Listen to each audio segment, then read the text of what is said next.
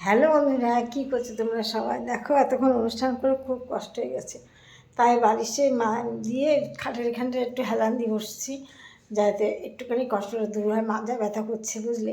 তাই যাই হোক, আর কি করবো, এখন তো কিছু করার না, এখন খেতে হবে। কাপড় টাপড় একটু মানে ফ্রেশ হয়ে নিয়ে খেতে হবে।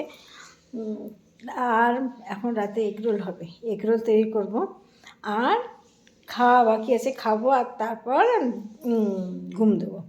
তার আগে তোমাদের সঙ্গে একটু গল্প করি।